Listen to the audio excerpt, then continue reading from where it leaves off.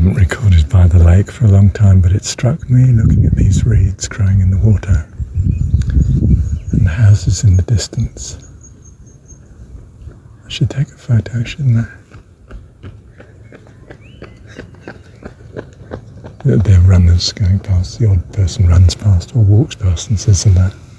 So we might get interrupted. What I had to record was, I have what I want, Lord. Heavenly Dad, that I love you. That is what I wanted. And to realise that it's everything. Isn't that amazing? I tell you, when I was 24 or under, I'd never have thought that. Yes, it's Sunday afternoon, and people are very friendly. They walk past and they all nearly know what to say.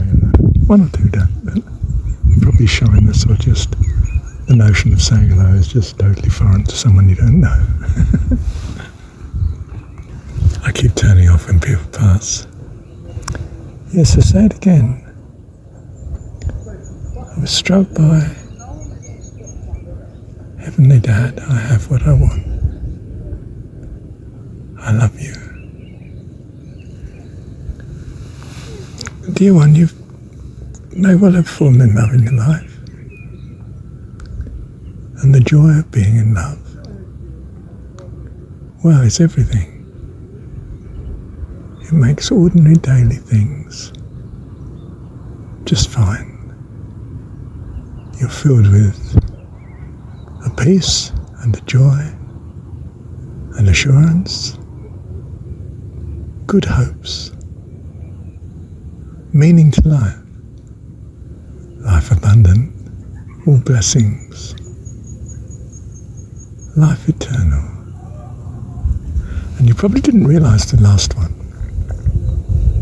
but you're in it.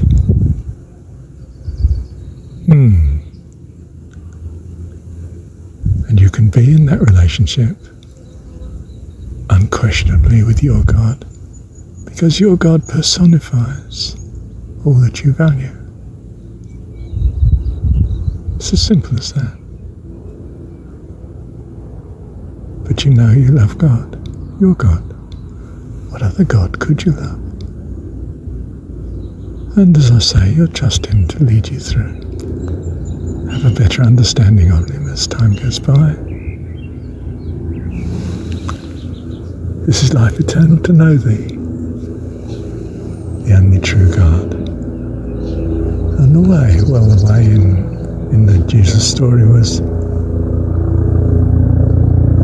to realise God is your Heavenly Dad and loves you.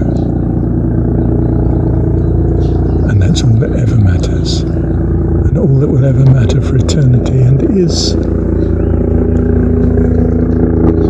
your doorway to eternity.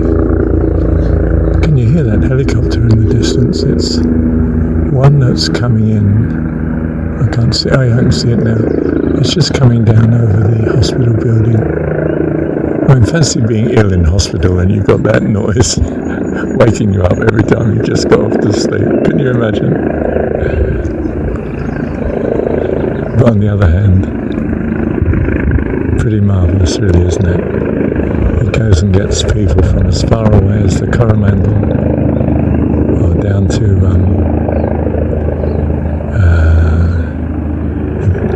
New Plymouth or out on the coast.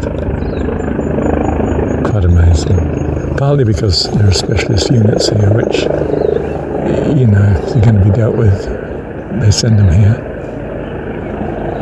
Yeah. Where was I?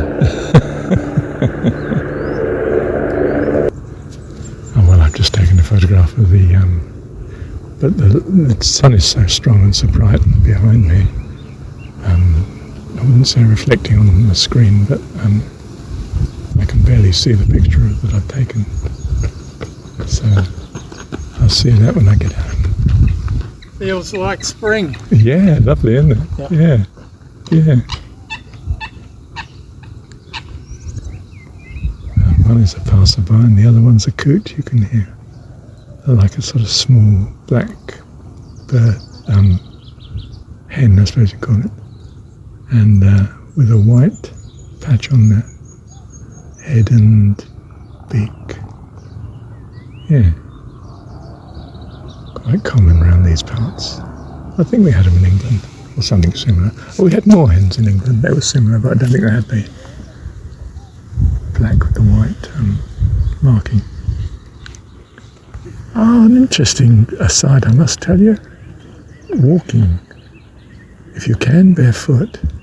I mean, in safe places, if you know what I mean. You don't want to damage your feet. But, and especially walking on say, the grass or natural ground. Incredibly good for the mind, would you believe? Because the sensory perception, the nerves in the feet are sending messages and, I suppose, balance control and so on. And your balance will be preserved then or recovered, as you grow older, with just walking regularly. You can do special exercises, but probably walking would do it. And use of the calf muscles, especially the back flat muscle, and the one that lifts the foot at the front, and the other muscles are what were described by this lady as second heart. In other words, they're very effective in forcing the blood back to the heart. So it's preventative measures helping to avoid heart trouble and brain fog and possibly dementia. And the other thing is, of course, that much walking avoids osteoporosis in that the compact impact as you walk on the bones of the legs help to keep calcium in the bones, apparently. So simple thing like walking regularly, I don't know, 20 minutes, half an hour a day. Or you might jog if you're of that sort of age. I do a bit, or a very slow jog. I didn't run for decades because of back trouble, but it's got better as I got older, and I have almost, very rarely do I get problems with it now. On the other hand, I am extremely cautious in what I do through decades of adjusting. I probably had compressed discs or something, And the other thing I must remind you of is keeping a record of your miracles, especially your miracles. You find you get one or two things each week sometimes two in one day, of just very good things that happen to you. Good coincidences, synchronicities, perhaps answer to prayer. I don't ask God because I'm pursuing a trusting thing where He's all-knowing and He loves me. He's doing what's best. No point in me asking Him to do otherwise. It'd be crazy. But that might not be you. You might be asking, fair enough. And there are circumstances in which, intense pain and so on, you're going to ask. Forget about the philosophy or the reasoning. You cry out, you want help. And that's understandable, isn't it? And jolly good too. And of course, I find as a parent that when my daughter, for instance, asks me for something, I know she values it. I can make her a lovely meal and she doesn't want it because it's just not what she wants. Whereas if she asks for something, what would you want now? Oh, I don't know. So I wait until she does. Naughty, isn't it? But it's far more rewarding from my point of view because then she doesn't waste it. She eats what I make. Lovely. But to remind you, get back to it, keep a record of your miracles especially. Put a big M at the top of your diary on that page, and mark it. Mark the page down where it is. More generally, of course, write down each day the things that you just found were good. Might have been a nice lunch, or a nice bit, something you bought at the shops, lovely talk you had with someone, something that you just helped with, or something where you were helped and blessed. Good timing, health, recovery from something, or just general things that you're so happy about, where you live, who you live with, who your neighbours are, and so forth. Now that chap who said hello, I turned the sound off and I saw him coming, but he was a Sikh, older man. Now, sometimes the Sikhs don't talk to you because there's a sort of macho image that some of the middle-aged Sikh and older men hold. This one didn't. He relates lovely. Just said hello. Bless him. We used to have a Sikh lodger. She was with us for 3 years. And I used to take her to the temple and stayed for 1 or 2 of the times there, you know. Yeah. Did I tell you my son's finally getting married? He's about 26 or 7 now, and they were together since being in class at 15 at school. And they've been together all this time. And they're getting married in December. 5th and 6th is the wedding. And yeah. Now I'm looking forward to it. I was slightly tense because my last ex-wife's going, and I know she still hates me. I thought that's going to be difficult, tricky. But I just said, well, it's an all-powerful God, aren't you, Lord? You've got it right. If that's what you're going to have, that's what you have. And very often, of course, God cancels these things. He says, oh, well, if you're not bothered about it, there's no point in giving you that lesson.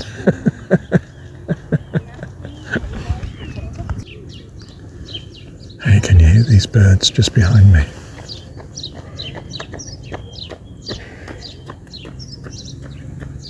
Chirping away. It's a beautiful day. Sunshine. And remember, I'm in the southern hemisphere, so it's the 2nd of November, and it's on the way to end of spring. Well, the picture, as you can see, did turn out right. And I must remember to put this picture with this recording when I publish it. And just had another lovely day, didn't I? It was Sunday, so I treated it as a worship day. Even so, I published 10 of the recordings I just wanted to, and got them done by, I don't know, nearly somewhere around 9 o'clock at night. Actually got them published. Which is not including this one, of course, because there's always a backlog that I'm working through. Perhaps a week ago.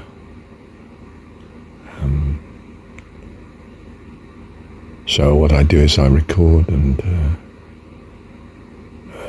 sort of more or less check at the time and add anything that I want, and then I try to absolutely minimise what I'm editing. If I've actually said a wrong word or an unnecessary then I get rid of those if I can, 1 or 2 of them at least, to make it a bit more bearable to the listener, And in the same day I will be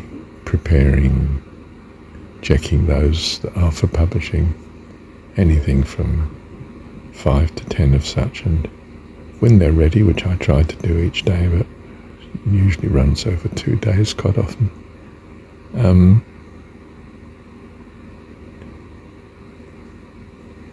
I add notes at the end of a recording, as you know, or I actually put in a couple of other recordings that occur to me.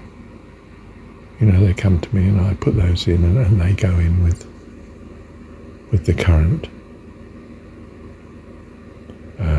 ones that I'm publishing in the right place, so to speak. And that's what I do when it comes to publishing. I'm so incredibly encouraged at times. I listen to a recording and think, wow, that's good. And you could say, oh, well, it is a pride in doing it. Yeah, it is. And at the same time, yeah, I'm very much aware that Well, if it is good, it's because God did it. I mean, fancy that. Love you, Heavenly Dad. Thank you, Dad.